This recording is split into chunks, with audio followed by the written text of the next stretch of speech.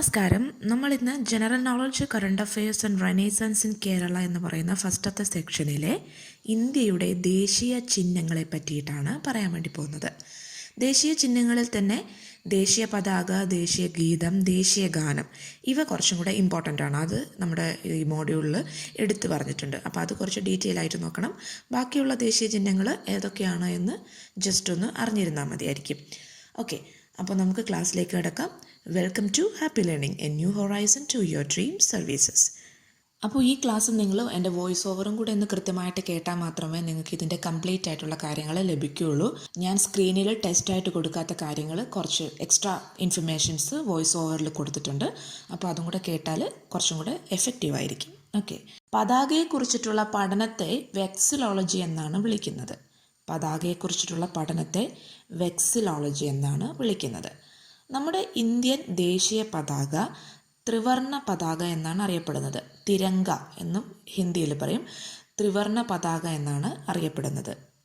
Saffron, വെള്ള, പച്ച നിറത്തിൽ ഒരേ വലിപ്പത്തിലുള്ള 3 ദീർഘചതുരങ്ങൾ ചേർത്താണ് നമ്മുടെ പതാക നിർമ്മിക്കുന്നത്. സാഫ്രൺ, കേസരി അല്ലെങ്കിൽ കുങ്കുമം എന്നൊക്കെ പറയാറുണ്ട്. ഈ 3 കളറാണ് നമ്മുടെ ഈ ഒരു ട്രൈ കളർ ഫ്ലാഗിൽ ഉള്ളത്. സാഫ്രൺ അല്ലെങ്കിൽ കേസരി അല്ലെങ്കിൽ കുങ്കുമം, വെള്ള, പച്ച, ഇതാണ് 3 കളറ്. ഇതിൽ കുങ്കുമം എന്ന് പറയുന്ന അല്ലെങ്കിൽ സാഫ്രൺ എന്ന് പറയുന്ന കളറ് ധീരത അല്ലെങ്കിൽ ത്യാഗത്തെ സൂചിപ്പിക്കുന്നു. വെള്ള സത്യം, സമാധാനം, ആ ഒരു സംഭവങ്ങളെ സൂചിപ്പിക്കുന്നു.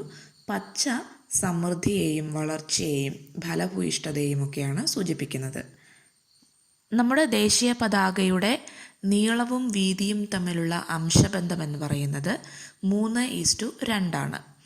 3:2 ആണ് ദേശീയ പതാകയുടെ നീളവും വീതിയും തമ്മിലുള്ള അംശബന്ധം. ഇത് ചിലപ്പം തിരിച്ചും ചോദിക്കാം. വീതിയും നീളവും തമ്മിലുള്ള അംശബന്ധം എന്താണെന്ന് ചോദിച്ചാൽ 2:3. അത് അങ്ങോട്ടും ഇങ്ങോട്ടും മാറിപ്പോകരുത്, കൃത്യമായിട്ട് ഓർത്തിരിക്കണം. നീളമാണ് വലുത് 3, വീതി അതിൽ കുറവാണ് 2 ആണ്. അപ്പം 3:2 ആണ് നമ്മളുടെ അംശബന്ധം. നമ്മുടെ പതാകയുടെ മധ്യഭാഗത്തുള്ള വെള്ള പാനലിൻ്റെ കൃത്യം മധ്യഭാഗത്തായിട്ടാണ് അശോക ചക്രം കാണപ്പെടുന്നത്. നേവി ബ്ലൂ കളറിലാണ് അശോക ചക്രമുള്ളത്. ഈ അശോക ചക്രത്തിന് 24 സ്പോക്സ് ഉണ്ട്, അല്ലെങ്കിൽ 24 ആരക്കാലുകളുണ്ട്. ഓക്കെ, സാരാനാഥിലെ അശോക സ്തംഭത്തിൽ നിന്നാണ് നമ്മൾ ഈ ഒരു അശോക ചക്രം സ്വീകരിച്ചിരിക്കുന്നത്. ഇത് മൂവ്മെൻറ്റിനെയും വളർച്ചയെയും ഒക്കെയാണ് സൂചിപ്പിക്കുന്നത്. നമ്മുടെ ദേശീയ പതാകയിൽ അശോക ചക്രം ആലേഖനം ചെയ്യുമ്പം ശ്രദ്ധിക്കേണ്ട ഒരു കാര്യമെന്ന് പറയുന്നത് പതാകയുടെ ഇരുവശങ്ങളിലും ഇതിനെ ഒരേ അളവിൽ അല്ലെങ്കിൽ ഒരേ കളറിൽ ഒരേ ക്ലാരിറ്റിയോട് കൂടി തന്നെ ഉണ്ടാവണമെന്നാണ് പറയുന്നത്. പ്രിൻ്റ് ചെയ്യുകയോ അല്ലെങ്കിൽ സ്റ്റെൻസിൽ ചെയ്യുകയോ അതുമല്ലെങ്കിൽ എംബ്രോയ്ഡറി ചെയ്ത് അറ്റാച്ച് ചെയ്യുകയോ ചെയ്യാം.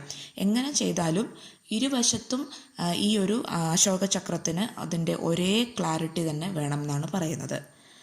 ഇന്ത്യൻ ദേശീയ പതാകയുടെ ശില്പി അല്ലെങ്കിൽ ഇന്ത്യൻ ദേശീയ പതാകയുടെ ഡിസൈനർ എന്നറിയപ്പെടുന്നത് പിംഗളി വെങ്കയ്യയാണ്. ഇന്ത്യൻ ദേശീയ പതാകയുടെ ശില്പി അല്ലെങ്കിൽ ഡിസൈനർ എന്നറിയപ്പെടുന്ന വ്യക്തി പിംഗളി വെങ്കയ്യയാണ്. അദ്ദേഹത്തിൻ്റെ സ്വരാജ് പതാകയുടെ മാതൃകയിലാണ് നമ്മുടെ ഇന്ത്യൻ പതാക നിർമ്മിച്ചിരിക്കുന്നത്. ഇന്ത്യയുടെ ആദ്യ ദേശീയ പതാക 1906 ഓഗസ്റ്റ് 7 കൊൽക്കത്തയിലെ പാഴ്സി ബാഗൻ സ്ക്വയർ അല്ലെങ്കിൽ ഗ്രീൻ പാർക്കിലാണ് ഉയർത്തിയത്. ഇന്ത്യയുടെ ആദ്യ ദേശീയ പതാക 1906 ഓഗസ്റ്റ് 7 കൊൽക്കത്തയിലെ പാഴ്സി ബാഗൻ സ്ക്വയർ അല്ലെങ്കിൽ ഗ്രീൻ പാർക്ക് എന്ന് പറയുന്ന സ്ഥലത്താണ് ഉയർത്തിയത്. ഇതും ട്രൈ കളർ ഫ്ലാഗ് തന്നെയായിരുന്നു. പച്ച, മഞ്ഞ, ചുവപ്പ്, ഈ 3 കളറാണ് അതിലുണ്ടായിരുന്നത്. പിന്നെ അശോക ചക്രത്തിന് പകരം മധ്യഭാഗത്ത് വന്ദേ മാതരം എന്നാണ് എഴുതിയിരിക്കുന്നത്. അതുപോലെ ഇതിൻ്റെ പച്ച സ്ക്വയറിൽ ഒരു 8 താമര ചിഹ്നങ്ങളുണ്ടായിരുന്നു, താമരപ്പൂക്കളുടെ ചിഹ്നം ഉണ്ടായിരുന്നു. അതുപോലെ ചുമപ്പിൽ ഏറ്റവും താഴെയുള്ള സ്ക്വയറിലെ ചുവപ്പിൽ ഒരു ഹാഫ് മൂണും ഒരു സൂര്യനും ഉണ്ടായിരുന്നു. ഒരു ഭാഗത്ത് ചന്ദ്രക്കലയും മറ്റൊരു ഭാഗത്ത് സൂര്യനും ഉണ്ടായിരുന്നു. രണ്ടാമത്തെ പ്രധാന പതാക എന്ന് പറയുന്നത് 1907 ഓഗസ്റ്റ് 22 ജർമ്മനിയിലെ സ്റ്റുട്ട്ഗട്ടിൽ മാഡം ബിക്കാജി കാമ ഉയർത്തിയ പതാകയാണ്. ഇതും ട്രൈ കളർ ഫ്ലാഗ് തന്നെയാണ്. കേസരി കളറും മഞ്ഞ കളറും പച്ച കളറുമാണ് ഈ ഫ്ലാഗിൽ ഉണ്ടായിരുന്നത്. ഇതിലെ ആദ്യത്തെ പാനലായ കേസരിയിൽ ഒരു ഫ്ലവറിൻ്റെ അല്ലെങ്കിൽ പൂക്കളുടെ ഇമേജസ് ആണ് ഉണ്ടായിരുന്നത്. 8 പൂക്കളുടെ ഇമേജസ് ആണ്. താമരയ്ക്ക് പകരം നോർമൽ ആയിട്ടുള്ള ഒരു ഫ്ലവർ ഇമേജാണ് കൊടുത്തിരുന്നത്. വിദേശത്ത് ആദ്യമായി ഇന്ത്യൻ പതാക ഉയർത്തി എന്ന് പറയുന്ന ഒരു ബഹുമതി ഈ ഒരു പതാകയ്ക്കാണ് അല്ലെങ്കിൽ ഈ ഒരു സംഭവത്തിനാണ് ലഭിച്ചിരുന്നത്. മാഡം ബിക്കാജി കാമയാണ് വിദേശത്ത് ആദ്യമായിട്ട് ഇന്ത്യൻ പതാക ഉയർത്തിയ വ്യക്തി. ഇൻ്റർനാഷണൽ സോഷ്യലിസ്റ്റ് കോൺഫറൻസിൽ വെച്ചിട്ടാണ് ഈ ഒരു സംഭവം ഉണ്ടായിരുന്നത്. 1907 ഓഗസ്റ്റ് 22 മാഡം ബിക്കാജി കാമ വിദേശത്ത്, അതായത് ജർമ്മനിയിലെ സ്റ്റുട്ട്ഗട്ടിൽ ഇന്ത്യൻ പതാക ഉയർത്തിയത്. ബെർലിൻ കമ്മിറ്റി ഫ്ലാഗ് എന്നാണ് ഈ ഒരു പതാക അറിയപ്പെടുന്നത്. ബെർലിൻ കമ്മിറ്റി ഫ്ലാഗ് എന്നാണ് ഈ ഒരു പതാക അറിയപ്പെടുന്നത്. 1917 ഹോം റൂൾ മൂവ്മെൻറ്റിൻ്റെ സമയത്ത് ലോകമാന്യ തിലകായിട്ടുള്ള ബാലഗംഗാധര തിലകും ആനി ബസന്റും ചേർന്നുയർത്തിയ ഒരു പതാകയാണ് ഈ ഒരു പതാക. ഇന്ത്യൻ പതാക എന്ന ഒരു ലേബലിൽ തന്നെയാണ് ഈ ഒരു പതാകയും ഉയർത്തിയിരുന്നത്. ഇത് നമ്മുടെ യൂണിയൻ ജാക്ക്, അതായത് ബ്രിട്ടൻ്റെ പതാകയും ഇന്ത്യൻ്റെ പതാകയും തമ്മിലുള്ള ഒരു മിക്സിംഗ് ആയിട്ടാണ് നമുക്കിത് കാണാൻ വേണ്ടിയിട്ട് സാധിക്കുന്നത്. 1921 പിങ്കളി വെങ്കയ്യ ഇന്ത്യയെ ഒരു കുടക്കീഴിൽ കൊണ്ടുവരിക എന്ന ഉദ്ദേശത്തോടെ താൻ രൂപകൽപ്പന ചെയ്ത പതാക ഗാന്ധിജിയെ കാണിക്കുകയും ഗാന്ധിജി അതിൽ പച്ചയെയും ചുവപ്പിനെയും കൂടാതെ വെള്ളയും അതുപോലെ ചർക്കയും കൂടി ചേർക്കാൻ വേണ്ടിയിട്ട് നിർദ്ദേശിച്ചു. ഹിന്ദു മുസ്ലിം യൂണിറ്റിയാണ് ഈ ഒരു ചുവപ്പും പച്ചയും കൊണ്ട് പിങ്കളി വെങ്കയ്യ ഉദ്ദേശിച്ചത്. അപ്പോൾ അതിൽ മറ്റ് മതങ്ങളെയും കൂടി ഉൾപ്പെടുത്താൻ വേണ്ടിയിട്ടാണ് ഗാന്ധിജി വെള്ള നിറം കൂടിയിട്ട് ഇതിൽ ചേർക്കാൻ വേണ്ടിയിട്ട് പറഞ്ഞത്. അതുപോലെ ചർക്കയും ആഡ് ചെയ്യാൻ വേണ്ടിയിട്ട് നിർദ്ദേശിച്ചു. ഇത് എക്കണോമിക് ഡെവലപ്മെൻറ്റിനെയും അല്ലെങ്കിൽ എക്കണോമിക് റീജനറേഷനെയും മറ്റ് ഡെവലപ്മെൻറ്റുകളെയുമാണ് ഈ ഒരു ചർക്ക വഴി സൂചിപ്പിച്ചത്. അപ്പോൾ അതാണ് ഈ ഒരു പതാക. വെള്ളയുണ്ട്, പച്ചയുണ്ട്, ചുവപ്പുണ്ട്, അതുപോലെ തന്നെ ചർക്കയും കൂടി ഇതിൻ്റെ കൂടെ ചേർത്തിട്ടുണ്ട്. പിന്നെ മറ്റൊന്ന് 1931 കറാച്ചി സെഷനിൽ വെച്ചിട്ട് ഇൻ്റർനാഷണൽ കോൺഗ്രസ് പിങ്കളി വെങ്കയ്യ തയ്യാറാക്കിയ പതാക അംഗീകരിച്ചു. അത് ഈ ഒരു പതാകയല്ല, ഇതാണ് ആ പതാക. 1931 കറാച്ചി സെഷനിൽ വെച്ചിട്ട് പിങ്കളി വെങ്കയ്യ കുറേ മോഡിഫിക്കേഷനൊക്കെ വരുത്തിയിട്ട് ഈ ഒരു പതാക നിർമ്മിച്ചു. ഇതാണ് ഇൻ്റർനാഷണൽ കോൺഗ്രസ് കറാച്ചി സെഷനിൽ വെച്ചിട്ട് അംഗീകരിച്ചത്. ട്രൈ കളർ ഫ്ലാഗ് തന്നെയാണ്. മുകളിൽ കേസരി കളർ, നടുക്ക് വെള്ള, താഴെ പച്ച, പിന്നെ മധ്യഭാഗത്തായിട്ട് ചർക്കയാണ് ചേർത്തിരിക്കുന്നത്. അപ്പോൾ ഇതാണ് 1931 കറാച്ചി സെഷനിൽ വെച്ചിട്ട് ഇന്ത്യൻ നാഷണൽ കോൺഗ്രസ് പതാകയായിട്ട്, അവരുടെ പതാകയും ഇന്ത്യയുടെയും പതാകയൊക്കെ ആയിട്ട് അംഗീകരിച്ചത്. 1947 സ്വാതന്ത്ര്യം ലഭിച്ചതിന് ശേഷം ഡോക്ടർ രാജേന്ദ്ര പ്രസാദിനെ അധ്യക്ഷനാക്കിക്കൊണ്ട് ദേശീയ പതാക കമ്മിറ്റി രൂപീകരിച്ചു. 1947 സ്വാതന്ത്ര്യം ലഭിച്ചതിന് ശേഷം ദേശീയ പതാക കമ്മിറ്റി രൂപീകരിച്ചു. അതിൻ്റെ അധ്യക്ഷൻ ഡോക്ടർ രാജേന്ദ്ര പ്രസാദ് ആയിരുന്നു. അത് മറന്നു പോകരുത്. ഡോക്ടർ രാജേന്ദ്ര പ്രസാദ് ആയിരുന്നു നമ്മുടെ ദേശീയ പതാക കമ്മിറ്റിയുടെ അധ്യക്ഷൻ. ഇവരാണ് പണ്ട് നേരത്തെ INCയുടെ പതാകയിലുണ്ടായിരുന്ന ചർക്കയ്ക്കു പകരം അശോക ചക്രമാക്കിയിട്ട് മാറ്റിയത്. ചർക്കയ്ക്ക് പകരം ചക്രമായിട്ട് മാറ്റി.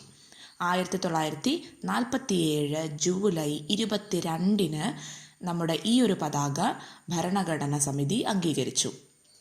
ഭരണഘടനാ സമിതി അംഗീകരിച്ചത് 1947 ജൂലൈ 22 അതാണ് നമ്മുടെ ഇപ്പോഴത്തെ ഇന്ത്യൻ പതാക. പതാകയുടെ ഡിഗ്നിറ്റി കാത്തു സൂക്ഷിക്കുന്നതിനും പതാകയുടെ ഉപയോഗങ്ങൾ ഏതൊക്കെ രീതിയിൽ കൊണ്ടുവരാം എന്നൊക്കെ പറയുന്നത് 2002 ജനുവരി 26 നിലവിൽ വന്ന ഫ്ലാഗ് കോഡിലാണ്. ഫ്ലാഗ് കോഡ് നിലവിൽ വന്നത് 2002 ജനുവരി 26 ആ ഒരു ഫ്ലാഗ് കോഡ് പ്രകാരമാണ് നമ്മൾ ഇപ്പോൾ നമ്മുടെ ദേശീയ പതാകയെ ട്രീറ്റ് ചെയ്യുന്നത്. 2002 ജനുവരി 26 ഫ്ലാഗ് കോഡ് നിലവിൽ വന്നത്.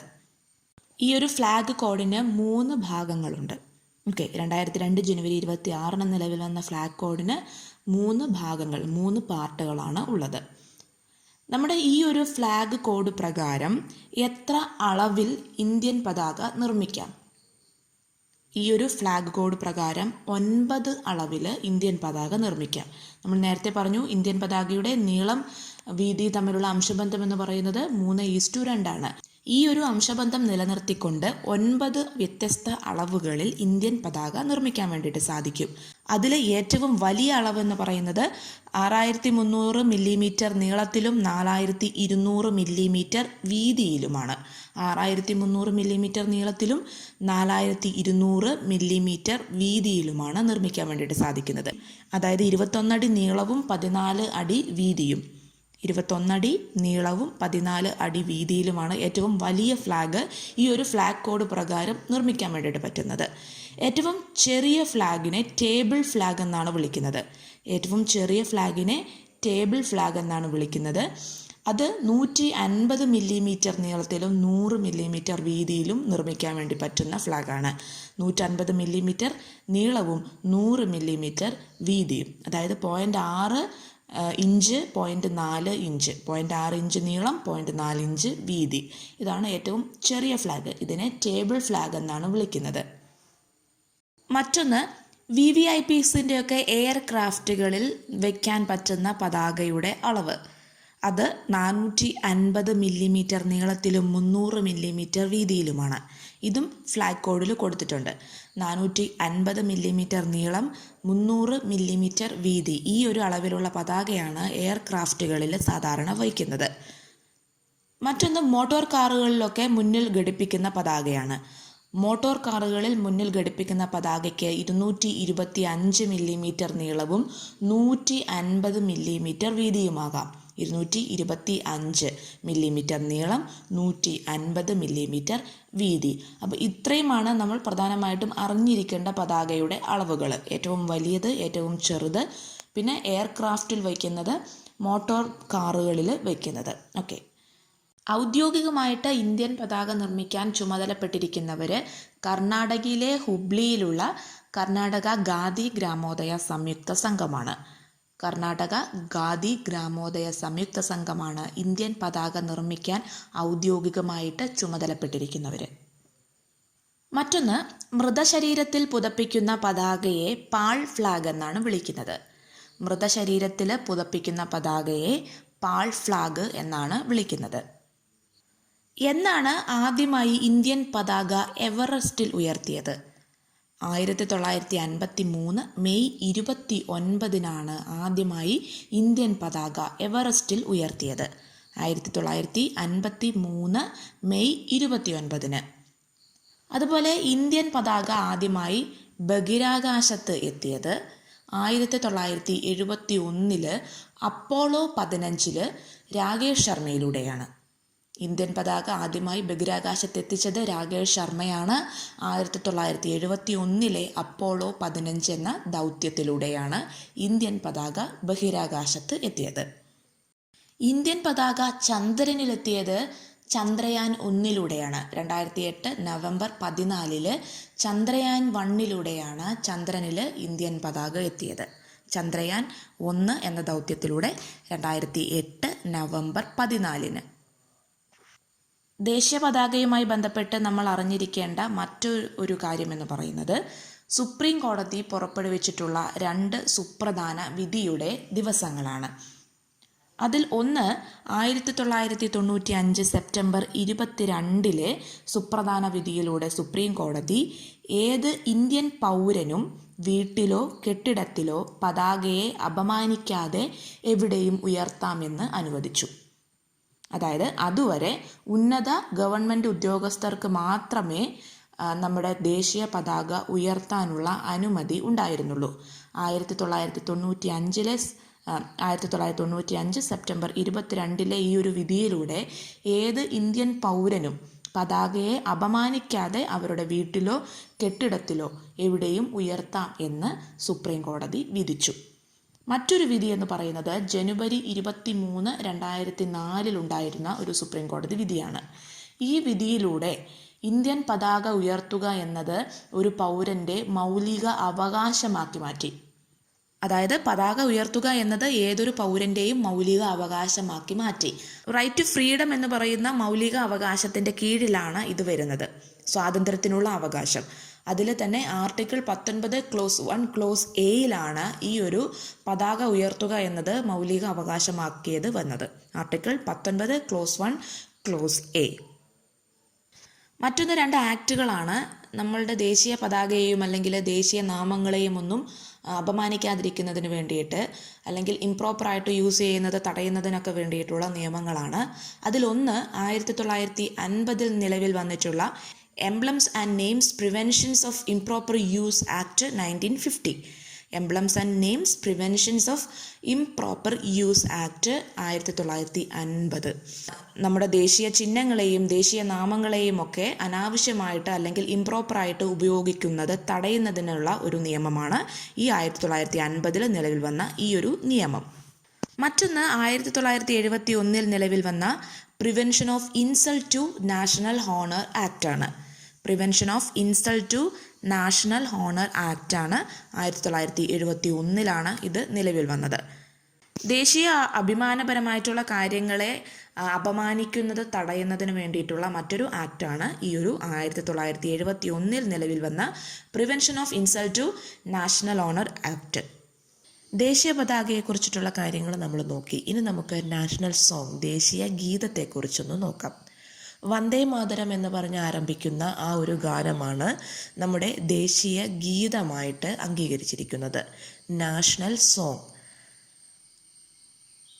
ബങ്കിം ചന്ദ്ര ചാറ്റർജിയാണ് വന്ദേ മാതരം രചിച്ചത്.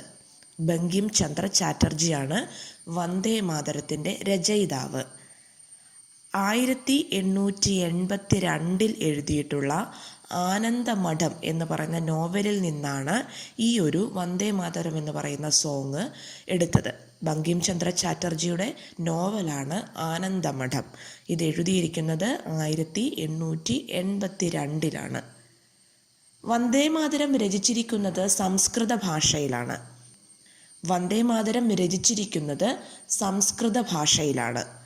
ആനന്ദമഠം എന്ന് പറയുന്ന നോവല് ബംഗാളി സംസ്കൃത ഭാഷ മിക്സാണ്. 2 ഭാഷയും ഉപയോഗിച്ചിട്ടുണ്ട് ആനന്ദമഠം എന്ന് പറയുന്ന നോവൽ എഴുതാൻ. എന്നാൽ നമ്മുടെ വന്ദേ മാതരം എന്ന് പറയുന്ന ഗാനം സംസ്കൃത ഭാഷയിലാണ് എഴുതിയിരിക്കുന്നത്.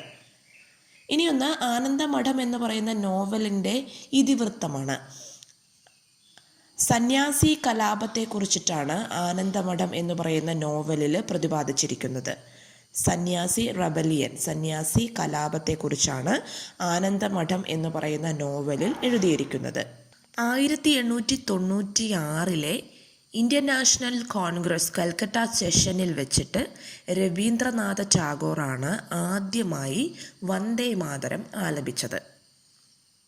1896 ഇന്ത്യൻ നാഷണൽ കോൺഗ്രസിൻ്റെ കൽക്കട്ട സെഷനിൽ രവീന്ദ്രനാഥ ടാഗോറാണ് ആദ്യമായിട്ട് ഈ വന്ദേ മാതരം എന്ന് പറയുന്ന നമ്മുടെ നാഷണൽ സോങ് ആലപിച്ചത്. ആ സെഷനിലെ പ്രസിഡൻ്റ് ആയിരുന്നത് റഹ്മത്തുള്ള സയാനി ആയിരുന്നു. അതായത് കൽക്കട്ട സെഷനിലെ ഇന്ത്യൻ നാഷണൽ കോൺഗ്രസിൻ്റെ പ്രസിഡൻ്റ് ആയിരുന്നത് റഹ്മത്തുള്ള സയാനി ആയിരുന്നു. വന്ദേ മാതരത്തിൻ്റെ മ്യൂസിക് ചെയ്തിരിക്കുന്നത് ജദുനാഥ് ഭട്ടാചാര്യയാണ്. വന്ദേ മാതരത്തിൻ്റെ മ്യൂസിക് ചെയ്തിരിക്കുന്നത് ജദുനാഥ് ഭട്ടാചാര്യയാണ്. ജദുനാഥ് ഭട്ടാചാര്യയാണ് വന്ദേ മാതരത്തിന് ട്യൂൺ കൊടുത്തിരിക്കുന്നത്. ദേശ് എന്ന രാഗത്തിലാണ് വന്ദേ മാതരം ചിട്ടപ്പെടുത്തിയിരിക്കുന്നത്. ദേശ് എന്ന രാഗത്തിലാണ് വന്ദേ മാതരം ചിട്ടപ്പെടുത്തിയിരിക്കുന്നത്. വന്ദേ മാതരത്തിൻ്റെ ഇംഗ്ലീഷ് പരിഭാഷ നടത്തിയിരിക്കുന്നത് അരബിന്ദ ഘോഷാണ്. വന്ദേ മാതരത്തിൻ്റെ ഇംഗ്ലീഷ് പരിഭാഷ നടത്തിയിരിക്കുന്നത് അരബിന്ദ ഘോഷാണ്. 1950 ജനുവരി 24 ഭരണഘടനാ സമിതി നമ്മുടെ ദേശീയ ഗീതമായിട്ട് വന്ദേ മാതരത്തിനെ അംഗീകരിച്ചത്. 1950 ജനുവരി 24 വന്ദേ മാതരം നാഷണൽ സോങ് ആയിട്ട് അംഗീകരിച്ചത്. ദേശീയഗാനത്തിന് കൊടുക്കുന്ന അതേ പരിഗണന വന്ദേ മാതരത്തിനുണ്ട്, അല്ലെങ്കിൽ അതേ അംഗീകാരം വന്ദേ മാതരത്തിനുണ്ട്. വന്ദേമാതരം എന്ന് പറയുന്ന ആ സോങ് മുഴുവനായിട്ടുമില്ല. ആ ഒരു ഗാനത്തിൻ്റെ 2 ഖണ്ഡിക മാത്രമാണ് നമ്മുടെ നാഷണൽ സോങ് ആയിട്ട് അംഗീകരിച്ചിരിക്കുന്നത്. ആദ്യത്തെ 2 ഖണ്ഡികയാണ് നാഷണൽ സോങ്. ഇനി നമുക്ക് നമ്മുടെ നാഷണൽ ആന്തം, ദേശീയ ഗാനം നോക്കുകയാണ് എങ്കിൽ ജനഗണമന എന്ന് പറഞ്ഞു തുടങ്ങുന്ന ഗാനമാണ് നമ്മുടെ ദേശീയ ഗാനം, നാഷണൽ ആന്തം. ജനഗണമന രചിച്ചിരിക്കുന്നത് രവീന്ദ്രനാഥ ടാഗോറാണ്. ബംഗാളി ഭാഷയിലാണ് ദേശീയ ഗാനം രചിച്ചിരിക്കുന്നത്. ബംഗാളി ഭാഷയിലാണ് ദേശീയ ഗാനം രചിച്ചിരിക്കുന്നത്. ദേശീയ ഗാനത്തിൻ്റെ ഇംഗ്ലീഷ് പരിഭാഷയും നടത്തിയിരിക്കുന്നത് രവീന്ദ്രനാഥ ടാഗോറാണ്. ഇംഗ്ലീഷ് പരിഭാഷയും നടത്തിയിരിക്കുന്നത് രവീന്ദ്രനാഥ ടാഗോറാണ്. ദേശീയ ഗാനത്തിൻ്റെ സംഗീത സംവിധാനം നടത്തിയിരിക്കുന്നത് ക്യാപ്റ്റൻ തംസിംഗ് ടാക്കൂറാണ്. ദേശീയ ഗാനത്തിൻ്റെ സംഗീത സംവിധാനം നടത്തിയിരിക്കുന്നത് ക്യാപ്റ്റൻ തംസിംഗ് ടാക്കൂറാണ്.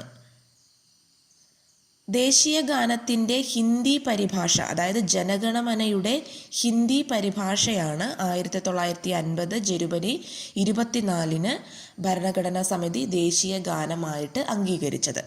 നമ്മുടെ ജനഗണമനയുടെ പരിഭാഷയെ പറ്റിയിട്ട് ഇപ്പോഴും കുറേ കോൺട്രവേഴ്സി നിലനിൽക്കുന്നുണ്ട്. സംസ്കൃതം കലർന്ന ബംഗാളി ഭാഷയിലാണ് ജനഗണമന ഒഫീഷ്യലി എഴുതിയിരിക്കുന്നത്, ടാഗോർ എഴുതിയിരിക്കുന്നത്. അതിൻ്റെ ഹിന്ദി വേർഷനാണ് നമ്മൾ അംഗീകരിച്ചിരിക്കുന്നത്. ജനഗണമന നാഷണൽ ആന്തമായിട്ട് അംഗീകരിച്ചിരിക്കുന്നത് ഹിന്ദി വേർഷനാണ്.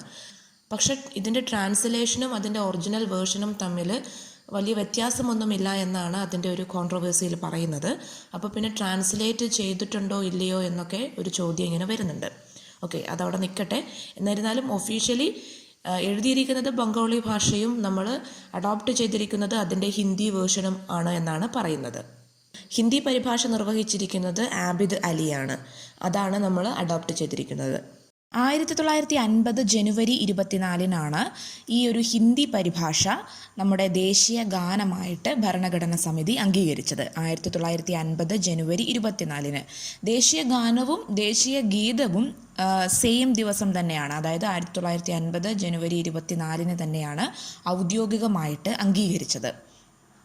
ഒരു പൊതുവേദിയിൽ ആദ്യമായി ജനഗണമന ആലപിച്ചത് 1911 ഡിസംബർ 27 ഇൻ്റർനാഷണൽ കോൺഗ്രസിൻ്റെ കൽക്കട്ട സെഷനിൽ വെച്ചാണ്.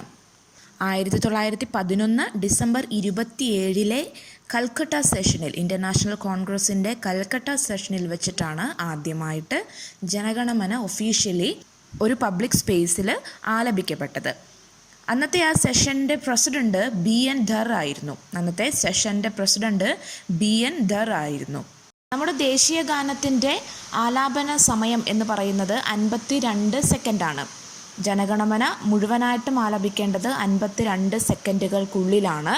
എന്നാൽ അതിൻ്റെ ലഘുരൂപം, ഒരു ഷോർട്ട് ടൈമുണ്ട്, അത് എന്ന് പറയുന്നത് 20 സെക്കൻഡാണ്. അതായത് ആദ്യത്തെ വരിയും അവസാനത്തെ വരിയുമാണ് ഈ ഒരു 20 സെക്കൻഡ് സമയത്തിനുള്ളിൽ നമുക്ക് ആലപിച്ച് തീർക്കേണ്ടത്. അതാണ് ഷോർട്ടസ്റ്റ് ടൈം എന്ന് പറയുന്നത്. അപ്പോൾ 2 ടൈമുണ്ട്. മുഴുവനായിട്ട് ആലപിക്കേണ്ടത് 52 സെക്കൻഡുകൾക്കുള്ളിലാണ്. ഇതിൻ്റെ ചെറിയ വേർഷനായിട്ടുള്ള ആദ്യ വരിയും അവസാന വരിയും മാത്രമായിട്ട് ആലപിക്കുന്നത് 20 സെക്കൻഡുകൾക്കുള്ളിലാണ്. നമ്മുടെ ദേശീയ ഗാനം കമ്പോസ് ചെയ്തിരിക്കുന്ന രാഗം ശങ്കരാഭരണമാണ്. ദേശീയ ഗാനം കമ്പോസ് ചെയ്യപ്പെട്ടിരിക്കുന്ന രാഗം എന്ന് പറയുന്നത് ശങ്കരാഭരണമാണ്. അതുപോലെ നമ്മുടെ ദേശീയ ഗാനം ആദ്യമായി അച്ചടിച്ചത് തത്വബോധിനി പത്രികയിലാണ്. തത്വബോധിനി പത്രികയിൽ 1912 ഭാരതവിധാത എന്ന പേരിലാണ് നമ്മുടെ ജനഗണമന എന്നാരംഭിക്കുന്ന ദേശീയ ഗാനം ആദ്യമായിട്ട് അച്ചടിച്ചു വന്നത്. ദേബേന്ദ്രനാഥ ടാഗോറാണ് തത്വബോധിനി പത്രികയുടെ പ്രസാധകർ. ദേബേന്ദ്രനാഥ ടാഗോറാണ് തത്വബോധിനി പത്രികയുടെ പ്രസാധകൻ. ജനഗണമനയുടെ ഇംഗ്ലീഷ് പരിഭാഷയും നടത്തിയിരിക്കുന്നത് രവീന്ദ്രനാഥ ടാഗോറാണ്. അതിനെ മോർണിംഗ് സോങ് ഓഫ് ഇന്ത്യ എന്നാണ് അതിൻ്റെ ഇംഗ്ലീഷ് പരിഭാഷയെ നമ്മൾ വിളിക്കുന്നത്. Morning song of India. ഇത് അദ്ദേഹം ആന്ധ്രാപ്രദേശിലെ മടനപ്പല്ലയിൽ വെച്ചിട്ടാണ് രചിച്ചത്. ഈ ഇംഗ്ലീഷ് പരിഭാഷ രചിച്ചത് ആന്ധ്രാപ്രദേശിലെ മടനപ്പല്ലയിൽ വെച്ചിട്ടാണ് രവീന്ദ്രനാഥ ടാഗോർ ചെയ്തത്. ഓക്കെ, ജനഗണമനയുടെ ഇംഗ്ലീഷ് പരിഭാഷ നടത്തിയിരിക്കുന്നത് രവീന്ദ്രനാഥ ടാഗോർ തന്നെയാണ്. ആ ഇംഗ്ലീഷ് പരിഭാഷയെ മോർണിംഗ് സോങ് ഓഫ് ഇന്ത്യ എന്നാണ് വിളിക്കുന്നത്. ഇത് ആന്ധ്രാപ്രദേശിലെ മടനപ്പല്ലയിൽ വെച്ചിട്ടാണ് അദ്ദേഹം രചിച്ചിരിക്കുന്നത്. ജനഗണമനയുടെ മലയാള പരിഭാഷ നടത്തിയിരിക്കുന്നത് കുറ്റിപ്പുറത്ത് കേശവൻ നായരാണ്. മലയാള പരിഭാഷ, ദേശീയഗാനത്തിൻ്റെ മലയാള പരിഭാഷ നടത്തിയിരിക്കുന്നത് കുറ്റിപ്പുറത്ത് കേശവൻ നായരാണ്. ജനഗണമന എന്നാരംഭിക്കുന്ന രവീന്ദ്രനാഥ ടാഗോർ രചിച്ച ഗാനത്തിന് ആകെ 5 ഖണ്ഡികയാണുള്ളത്, 5 പാരഗ്രാഫാണുള്ളത്. അതിൽ ഫസ്റ്റത്തെ ഖണ്ഡികയാണ് നമ്മൾ ദേശീയ ഗാനമായിട്ട് അംഗീകരിച്ചിരിക്കുന്നത്. ആദ്യ ഖണ്ഡിക അതാണ് നമ്മുടെ ദേശീയ ഗാനം. മൊത്തം 5 ഖണ്ഡികയുണ്ട്. ഓക്കെ, ദേശീയ ഗാനത്തെക്കുറിച്ചുള്ള പഠനമാണ് ആന്തമെൻറ്റോളജി. ദേശീയ ഗാനത്തെക്കുറിച്ചുള്ള പഠനമാണ് ആന്തമെൻറ്റോളജി എന്ന് അറിയപ്പെടുന്നത്. അപ്പോൾ ഇത് മൂന്നുമാണ് നമുക്ക് ഡീറ്റെയിൽ ആയിട്ട് കുറച്ച് എക്സ്ട്രാ നോക്കാനുള്ള കാര്യങ്ങൾ. അത് മൂന്നും നമ്മളുടെ സിലബസിൽ എടുത്തു പറഞ്ഞിട്ടുമുണ്ട്. ദേശീയ പതാകയും ദേശീയ ഗാനവും ദേശീയ ഗീതവും. പിന്നെ ദേശീയ ചിഹ്നങ്ങൾ എന്ന് പറഞ്ഞിട്ട് ഫസ്റ്റ് പറഞ്ഞിരിക്കുന്ന ആ ഒരു ടോപ്പിക്കിൻ്റെ കീഴിൽ നമുക്ക് ബാക്കിയുള്ള ദേശീയ ചിഹ്നങ്ങളെ പറ്റിയിട്ട് അതിൻ്റെ ഇമ്പോർട്ടൻ്റ് ആയിട്ടുള്ള കാര്യങ്ങൾ മാത്രം ഒന്ന് നോക്കിപ്പോയാൽ മതി. ഡീറ്റെയിൽ ആയിട്ട് നോക്കേണ്ട ആവശ്യമില്ല. നമ്മുടെ ദേശീയ കലണ്ടർ എന്ന് പറയുന്നത് ശകവർഷ കലണ്ടറാണ്. ശക ഏറ എന്നൊക്കെ പറയും. ശകവർഷ കലണ്ടറിൻ്റെ ആദ്യത്തെ മാസം ചൈത്രമാസമാണ്. നമുക്ക് ചിങ്ങം എന്ന് തുടങ്ങിയ മലയാള മാസം ഉള്ളതുപോലെ ശകവർഷ കലണ്ടറിൻ്റെ ആദ്യ മാസം എന്ന് പറയുന്നത് ചൈത്രമാസമാണ്. 1957 മാർച്ച് 22-നാണ് ഈ ശകവർഷ കലണ്ടറിനെ നമ്മുടെ ദേശീയ കലണ്ടറായിട്ട് പ്രഖ്യാപിച്ചത്. 1957 മാർച്ച് 22-ന്. അപ്പം ഈ ഒരു മാർച്ച് 22 ചൈത്രമാസം 1-ാം തീയതിയായിട്ട് നമ്മൾ അംഗീകരിച്ചിരിക്കുന്നത്.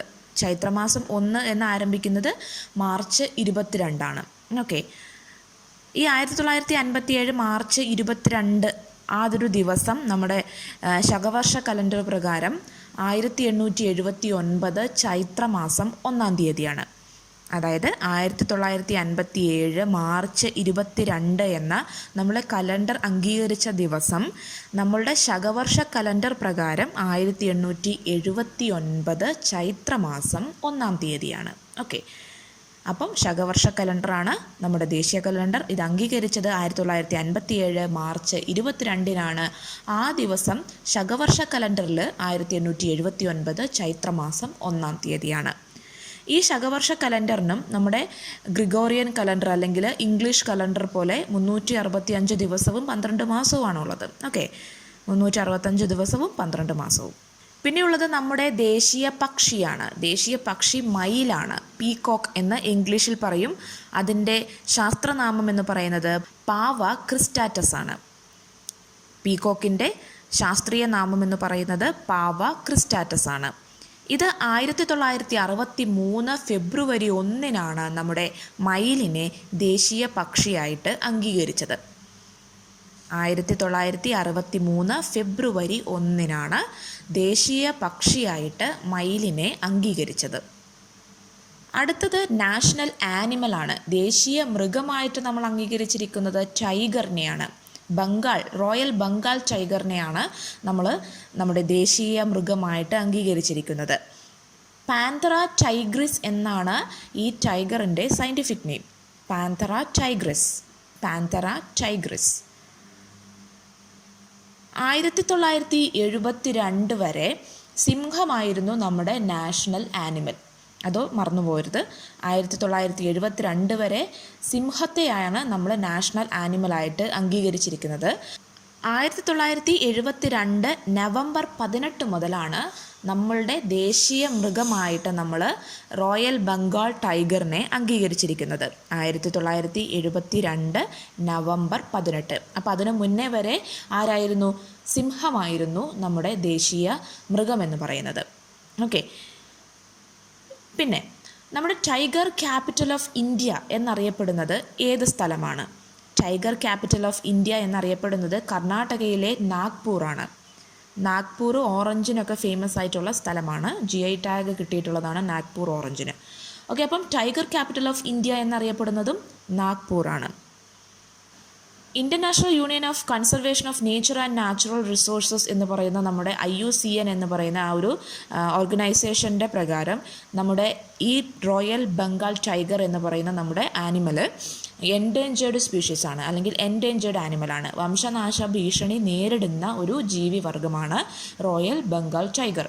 അപ്പോൾ അതിനെ കൺസർവേറ്റ് ചെയ്യുന്നതിന് വേണ്ടിയിട്ട് നമ്മൾ പ്രൊജക്റ്റ് ടൈഗർ എന്ന് പറയുന്ന ഒരു പദ്ധതി രൂപീകരിക്കുകയുണ്ടായി. 1973 ഏപ്രിൽ മാസമാണ് പ്രൊജക്റ്റ് ടൈഗർ എന്ന് പറയുന്ന ഒരു പദ്ധതി നിലവിൽ വന്നത്. ഇത് നമ്മുടെ ഈ ആനിമലിൻ്റെ, അതായത് വംശനാശ ഭീഷണി നേരിടുന്ന നമ്മുടെ റോയൽ ബംഗാൾ ടൈഗറിനെ കൺസർവ് ചെയ്യുന്നതിന് വേണ്ടിയിട്ടാണ് ഈ ഒരു പദ്ധതി കൊണ്ടുവന്നിരിക്കുന്നത്. നമ്മുടെ അയൽ രാജ്യമായിട്ടുള്ള ബംഗ്ലാദേശിൻ്റെയും നാഷണൽ ആനിമൽ എന്ന് പറയുന്നത് റോയൽ ബംഗാൾ ടൈഗർ തന്നെയാണ്. നെക്സ്റ്റ് നമ്മൾ നോക്കുന്നത് നമ്മുടെ ദേശീയ പുഷ്പമാണ്. ദേശീയ പുഷ്പം എന്ന് പറയുന്നത് താമരയാണ്, ലോട്ടസ്. നേലുംബോ ന്യൂസിഫറ എന്നാണ് നമ്മുടെ ലോട്ടസിൻ്റെ ശാസ്ത്രീയ നാമം എന്ന് പറയുന്നത്, നേലുംബോ ന്യൂസിഫറ. അടുത്തത് നമ്മുടെ ദേശീയ വൃക്ഷമാണ്. ദേശീയ വൃക്ഷം പേരാലാണ്, പേരാൽ. ഫൈക്കസ് ബംഗാലെൻസിസ് എന്നാണ് പേരാൽ ശാസ്ത്രനാമത്തിൽ അറിയപ്പെടുന്നത്, ഫൈക്കസ് ബംഗാലെൻസിസ്. ഏറ്റവും വലിയ പേരാൽ ഇന്ത്യയിലുള്ളതിൽ കൽക്കത്തയിലാണുള്ളത്. ഇന്ത്യയിലെ ഏറ്റവും വലിയ പേരാൽ കാണുന്നത് കൽക്കത്തയിലാണ്. അടുത്തത് നമ്മുടെ ദേശീയ ഫലമാണ്. ദേശീയ ഫലം, നാഷണൽ ഫ്രൂട്ട് എന്ന് പറയുന്നത് മാങ്ങയാണ്. മാഞ്ചിഫറ ഇൻഡിക്ക എന്നാണ് മാങ്ങയുടെ ശാസ്ത്രനാമം, മാഞ്ചിഫറ ഇൻഡിക്ക. 1950 ജനുവരി 26 ലോട്ടസ്, താമരയെ നമ്മുടെ ദേശീയ പുഷ്പമായിട്ട് അംഗീകരിച്ചത്. 1950 ജനുവരി 26. ഇന്ത്യയുടെ ദേശീയ നദി എന്ന് പറയുന്നത് ഗംഗയാണ്. നമ്മുടെ നാഷണൽ റിവർ ആയിട്ട് നമ്മൾ അംഗീകരിച്ചിരിക്കുന്നത് ഗംഗാ നദിയെയാണ്. 2008 നവംബർ 4 അന്നത്തെ പ്രധാനമന്ത്രിയായിരുന്ന ഡോക്ടർ മൻമോഹൻ സിംഗ് നമ്മുടെ റിവർ ഗംഗയെ ഇന്ത്യയുടെ ദേശീയ നദിയായിട്ട് പ്രഖ്യാപിച്ചു. നവംബർ 4, 2008 മൻമോഹൻ സിംഗ് ആണ് ഗംഗയെ നാഷണൽ റിവറായിട്ട് പ്രഖ്യാപിച്ചത്. 2009 ഫെബ്രുവരി 20 ഗംഗയെ സംരക്ഷിക്കുന്നതിനൊക്കെ വേണ്ടിയിട്ട് national Ganga river basin authority സ്ഥാപിക്കുകയുണ്ടായി. 2009 February 20 national Ganga river basin authority സ്ഥാപിച്ചത്. ഇന്ത്യയിൽ ആരംഭിച്ചിട്ട് ബംഗ്ലാദേശിലും കൂടെ ഒഴുകിയിട്ട് ബേ ഓഫ് ബംഗാളിലാണ് ഗംഗാ നദി അവസാനിക്കുന്നത്. ഋഗ്വേദത്തിൽ പരാമർശിച്ചിട്ടുള്ള ഒരു നദിയാണ് റിവർ ഗംഗ. ഋഗ്വേദത്തിൽ പരാമർശിച്ചിട്ടുള്ള നദിയാണ് റിവർ ഗംഗ. ഗംഗോത്രി ഹിമാനിയിൽ നിന്നും ഭഗീരഥി എന്ന പേരിലാണ് ഗംഗാ നദി ആരംഭിക്കുന്നത്. ഗംഗോത്രി ഹിമാനിയിൽ നിന്നും ഭഗീരഥി എന്ന പേരിലാണ് നമ്മുടെ റിവർ ഗംഗ ഒഴുകാൻ വേണ്ടിയിട്ട് ആരംഭിക്കുന്നത്. അടുത്തത് നമ്മുടെ അക്വാട്ടിക് ആനിമലാണ്. നാഷണൽ അക്വാട്ടിക് ആനിമലായിട്ട് റിവർ ഡോൾഫിൻ അല്ലെങ്കിൽ ഗംഗാ ഡോൾഫിനെയാണ് 2009 പ്രഖ്യാപിച്ചത്. 2009 ഗാൻജറ്റിക് ഡോൾഫിന് അല്ലെങ്കിൽ റിവർ ഡോൾഫിനെ നമ്മുടെ അക്വാട്ടിക് ആനിമലായിട്ട് പ്രഖ്യാപിച്ചിരിക്കുന്നത്. പ്ലാറ്റാനിസ്റ്റ ഗാൻജറ്റിക്ക എന്നാണ് റിവർ ഡോൾഫിൻ്റെ ശാസ്ത്രനാമം, പ്ലാറ്റാനിസ്റ്റ ഗാൻജറ്റിക്ക. ഓക്കെ, സുസു എന്നും ഇതിനെ വിളിക്കാറുണ്ട്, സുസു. അപ്പം അക്വാട്ടിക് ആനിമൽ ഗാൻജറ്റിക് ഡോൾഫിൻ, സുസു അല്ലെങ്കിൽ പ്ലാറ്റാനിസ്റ്റ ഗാൻജറ്റിക്ക. ഓക്കെ, ഇന്ത്യയുടെ ആപ്തവാക്യം അല്ലെങ്കിൽ മോട്ടോ എന്ന് പറയുന്നത് സത്യമേവ ജയതയാണ്. സത്യമേവ ജയത എന്നാണ് നമ്മുടെ ആപ്തവാക്യം അല്ലെങ്കിൽ മോട്ടോ എന്ന് പറയുന്നത്. മുണ്ടകോപനിഷത്തിൽ നിന്നുമാണ് നമ്മുടെ ഈ ഒരു വാക്യം സത്യമേവ ജയത എന്നത് സ്വീകരിച്ചിരിക്കുന്നത്. മുണ്ടക ഉപനിഷത്ത് 1950 ജനുവരി 26 സത്യമേവ ജയതേ എന്നത് നമ്മുടെ ആപ്തവാക്യം അല്ലെങ്കിൽ മോട്ടോ ആയിട്ട് അംഗീകരിച്ചിരിക്കുന്നത്, സത്യമേവ ജയതേ. അടുത്തത് നമ്മുടെ നാഷണൽ കറൻസി സിമ്പലാണ്. ഇതാണ് നമ്മുടെ നാഷണൽ കറൻസി സിമ്പൽ. ദേവനാഗരി ലിപിയിലെ രായും റോമൻ ക്യാപിറ്റൽ ലെറ്റർ ആയിട്ടുള്ള ആറും അതിൻ്റെയും കൂടെ ഒരു കോമ്പിനേഷനാണ് ഈ ഒരു സിമ്പൽ എന്ന് പറയുന്നത്. അതിൻ്റെ മുകളിൽ 2 ഹൊറിസോണ്ടൽ ലൈൻസ് ഉണ്ട്. അതായത് ഈ രാ എന്ന് പറയുന്ന ഈ ഒരു സിമ്പലിൻ്റെ മുകളിൽ ഹൊറിസോണ്ടലായിട്ട് 2 ലൈൻ കാണാം. ഇത് നമ്മുടെ ഇന്ത്യൻ ഫ്ലാഗിനെ ഇൻഡിക്കേറ്റ് ചെയ്യുന്നു. അതുപോലെ തന്നെ ബാലൻസ്ഡ് എക്കണോമിയെയൊക്കെ സൂചിപ്പിക്കുന്നു. അതായത് ഇത് ഈക്വൽ ടു എന്ന് പറയുന്ന ഒരു സിമ്പലിന് തുല്യമാണല്ലോ ഈ രണ്ട് വര. അപ്പോൾ അതൊരു ബാലൻസ്ഡ് എക്കണോമിയെ സൂചിപ്പിക്കുന്നു. അതുപോലെ തന്നെ ഇന്ത്യൻ പതാക പറക്കുന്നതിനെയും സൂചിപ്പിക്കുന്നു. അപ്പോൾ ഇതാണ് നമ്മുടെ കറൻസി സിമ്പൽ. ഇത് ഡിസൈൻ ചെയ്തിരിക്കുന്നത് തമിഴ്നാട് സ്വദേശിയായിട്ടുള്ള ഉദയകുമാറാണ് നമ്മുടെ കറൻസി സിമ്പൽ ഡിസൈൻ ചെയ്തിരിക്കുന്ന വ്യക്തി. അടുത്തത് നമ്മുടെ നാഷണൽ എംബ്ലമാണ്. നാഷണൽ എംബ്ലം സിംഹമുദ്ര എന്നാണ് അറിയപ്പെടുന്നത്. ലയൺ ക്യാപിറ്റൽ, സിംഹമുദ്ര എന്നാണ് നമ്മുടെ നാഷണൽ എംബ്ലം അറിയപ്പെടുന്നത്. ഇത് 1950 ജനുവരി 26 ഔദ്യോഗികമായിട്ട് അംഗീകരിച്ചത്. 1950 ജനുവരി 26. സാരനാഥിൽ സ്ഥിതി ചെയ്യുന്ന അശോക സ്തംഭത്തിലെ സിംഹമുദ്രയിൽ നിന്നാണ് നമ്മുടെ ഈ ഒരു സിംഹമുദ്രയും അഡോപ്റ്റ് ചെയ്തിരിക്കുന്നത്. ഈ ഒറിജിനൽ സിംഹമുദ്രയിൽ, സാരനാഥിലുള്ള സിംഹമുദ്രയിൽ 4 സിംഹങ്ങൾ പുറം തിരിഞ്ഞിട്ടാണ് നിൽക്കുന്നത്. നമ്മുടെ സിംഹമുദ്രയിൽ 3 കാണുന്നുള്ളൂ. പക്ഷെ ഒറിജിനലി ഒരെണ്ണം ബാക്കിലേക്കുണ്ട്. അപ്പം ഒഫീഷ്യലി നമ്മൾ അഡോപ്റ്റ് ചെയ്തിരിക്കുന്ന സിംഹമുദ്രയിൽ 3 സിംഹങ്ങളെയാണ് കാണുന്നത്. അതുപോലെ മറ്റ് മൃഗങ്ങൾ എന്ന് പറയുന്നത് ഒരു ഹോഴ്സും, അതായത് ഒരു കുതിരയും ഒരു കാളയുമാണ്. പിന്നെ ഉള്ളത് അശോക ചക്രമാണ് ഇതിൻ്റെ മധ്യഭാഗത്തായിട്ട് കാണുന്നത്. താഴെ എഴുതിയിരിക്കുന്നത് സത്യമേവ ജയതയാണ്. ഇനി നിങ്ങളോട് ചോദിക്കുകയാണ്, ഒറിജിനലി ഈ അശോക സ്തംഭത്തിൽ ഏതൊക്കെ മൃഗങ്ങളാണ് ഉള്ളത് എന്ന് ചോദിച്ചാൽ, സിംഹമുണ്ട്, കുതിരയുണ്ട്, കാളയുണ്ട്, ആനയുണ്ട്. സിംഹം, കുതിര, കാള, ആന. ഈ ആനയെ നമുക്ക് കാണാൻ പറ്റില്ല, അത് അതിൻ്റെ ബാക്കിലാണ്, നമ്മുടെ ഈ ചിഹ്നത്തിൻ്റെ പുറകിലാണ് ആനയൊക്കെ ഉള്ളത്. പക്ഷേ ഒറിജിനലി അശോക സ്തംഭത്തിൽ ഈ മൃഗങ്ങളെല്ലാം തന്നെ ഉണ്ട്. ഇതൊക്കെ ബുദ്ധൻ്റെ ജീവിതവുമായിട്ടാണ് ബന്ധപ്പെട്ടിരിക്കുന്നത്. ഈ ഓരോ മൃഗങ്ങളും ബുദ്ധൻ്റെ ജീവിതവുമായിട്ട് റിലേറ്റ് ചെയ്തിട്ടാണ് ഉള്ളത്. പിന്നെയുള്ളത് നമ്മുടെ നാഷണൽ ഗെയിം എന്ന് പറയുന്നത് ഹോക്കിയാണ്. National game ഹോക്കിയാണ്. ദേശീയ നൃത്തരൂപം എന്ന് പറയുന്നത് ഭരതനാട്യമാണ്. പൈതൃക ജീവിയായിട്ട് നമ്മൾ അംഗീകരിച്ചിരിക്കുന്നത് ആനയെയാണ്. National game hockey, national dance form Bharatanatyam, പൈതൃക ജീവി എന്ന് പറയുന്നത് ആന. അപ്പോൾ ഇത്രയുമാണ് നമ്മുടെ ദേശീയ ചിഹ്നങ്ങൾ എന്ന് പറയുന്നത്.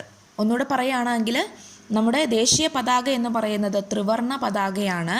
ദേശീയ പക്ഷി മയിലാണ്. ദേശീയ പുഷ്പം താമരയാണ്. ദേശീയ മരം എന്ന് പറയുന്നത് പേരാലാണ്. ദേശീയ മൃഗം കടുവയാണ്. ദേശീയ ഗാനം ജനഗണമന എന്ന് പറയുന്ന ഗാനമാണ്. ദേശീയ ഗീതം എന്ന് പറയുന്നത് വന്ദേ മാതരമാണ്. ദേശീയ നദി ഗംഗാ നദിയാണ്. ദേശീയ നദീജീവി റിവർ ഡോൾഫിൻ അല്ലെങ്കിൽ ഗാൻജറ്റിക് ഡോൾഫിനാണ്. ദേശീയ മുദ്ര എന്ന് പറയുന്നത് സിംഹമുദ്രയാണ്. ദേശീയ കലണ്ടർ ശകവർഷ കലണ്ടറാണ്. ദേശീയ ഫലം മാങ്ങയും ആപ്തവാക്യം സത്യമേവ ജയതേ എന്നതുമാണ്. ദേശീയ കായിക വിനോദം ഹോക്കിയാണ്. നൃത്തരൂപം ഭരതനാട്യമാണ്. പൈതൃക ജീവി ആനയാണ്. അപ്പോൾ ഇത്രയുമാണ് നമ്മുടെ ഭാരതത്തിൻ്റെ ദേശീയ ചിഹ്നങ്ങളുമായി ബന്ധപ്പെടുത്തി പറയാനുള്ളത്. അതുപോലെ നിങ്ങളുടെ ആരുടെയും കയ്യിൽ ഇതുമായി ബന്ധപ്പെട്ടിട്ടുള്ള എക്സ്ട്രാ നോളജ് ഉണ്ട് എങ്കിൽ, നിങ്ങളത് ഷെയർ ചെയ്യാൻ താല്പര്യപ്പെടുന്നുവെങ്കിൽ നിങ്ങൾക്ക് തീർച്ചയായും അത് കമൻറ്റ് ബോക്സിലൂടെ ഷെയർ ചെയ്യാവുന്നതാണ്. നമ്മുടെ മറ്റുള്ള ഉദ്യോഗാർത്ഥികൾക്കും ഇത് ഉപകാരപ്പെടുന്നതായിരിക്കും. അപ്പോൾ തീർച്ചയായും നന്നായിട്ട് പഠിക്കുക, നന്നായിട്ട് പ്രിപ്പയർ ചെയ്യുക, ഹാപ്പി ആയിരിക്കുക. Be happy with happy learning. Thank you.